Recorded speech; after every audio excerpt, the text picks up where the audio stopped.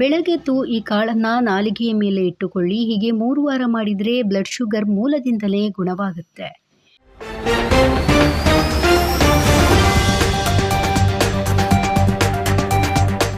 ಇಂದಿನ ಕಾರ್ಯನಿರತ ಜೀವನ ಹಾಗೆ ಕಳಪೆ ಆಹಾರ ಪದ್ಧತಿಯಿಂದ ಕೆಲವು ಆರೋಗ್ಯ ಸಂಬಂಧಿತ ಸಮಸ್ಯೆಗಳು ಜನರನ್ನು ವೇಗವಾಗಿ ಬಲಿಪಶುವನ್ನಾಗಿ ಮಾಡ್ತಾ ಇದೆ.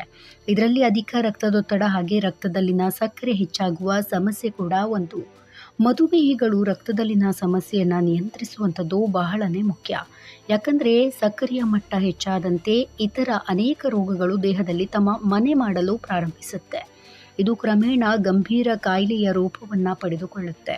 ಕಪ್ಪು ಜೀರಿಗೆಯ ಸಹಾಯದಿಂದ ರಕ್ತದಲ್ಲಿನ ಸಕ್ಕರೆಯನ್ನು ನೈಸರ್ಗಿಕವಾಗಿ ನಿಯಂತ್ರಿಸಬಹುದು. ಆಯುರ್ವೇದದಲ್ಲಿ ಕಪ್ಪು ಜೀರಿಗೆಯನ್ನು ವಿಶೇಷ ನೈಸರ್ಗಿಕ ಔಷಧಿ ಅಂತ ಕರೆಯಲಾಗುತ್ತೆ. ಕಪ್ಪು ಜೀರಿಗೆ ಸಾಮಾನ್ಯ ಜೀರಿಗೆಗಿಂತ ಸ್ವಲ್ಪ ವಿಭಿನ್ನವಾಗಿದೆ.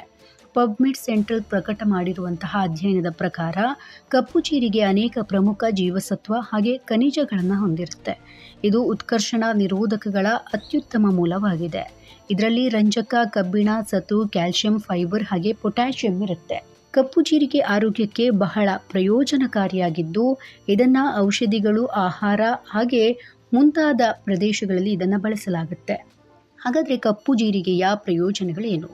ಬಲವಾದ ಜೀರ್ಣಾಂಗ ವ್ಯವಸ್ಥೆ, ರೋಗ ನಿರೋಧಕ ಶಕ್ತಿ, ಮಧುಮೇಹ ನಿಯಂತ್ರಣ ಮಾಡುತ್ತೆ. ಬಲವಾದ ಜೀರ್ಣಾಂಗ ವ್ಯವಸ್ಥೆಯನ್ನು ಇದು ನಮಗೆ ತಂದುಕೊಡುತ್ತೆ. ಇನ್ನು ಕಪ್ಪು ಜೀರಿಗೆ ಆಂಟಿಮಯೋಟ್ರಿಕಲ್ ಗುಣವನ್ನು ಹೊಂದಿದ್ದು ಇದು ಗ್ಯಾಸ್, ಅಜೀರ್ಣ, ಹೊಟ್ಟೆ ನೋವಿನಂತಹ ಹೊಟ್ಟೆ ಸಂಬಂಧಿತ ಸಮಸ್ಯೆಗಳನ್ನು ನಿವಾರಿಸಲು ಕೂಡ ಸಹಾಯ ಮಾಡುತ್ತೆ. ರಕ್ತದಲ್ಲಿನ ಸಕ್ಕರೆ ನಿಯಂತ್ರಣ ಮಾಡುತ್ತೆ, ತೂಕ ಇಳಿಸಿಕೊಳ್ಳಲು ಸಹಾಯ ಮಾಡುತ್ತೆ, ರೋಗ ನಿರೋಧಕ ವರ್ಧಕವಾಗಿದೆ. ನಮ್ಮ ಈ ವಿಡಿಯೋ ನಿಮಗೆ ಇಷ್ಟ ಆದಲ್ಲಿ ಲೈಕ್ ಮಾಡಿ, ಶೇರ್ ಮಾಡಿ, ಕಮೆಂಟ್ ಮಾಡಿ ಮತ್ತೆ ಸಬ್ಸ್ಕ್ರೈಬ್ ಮಾಡಿ.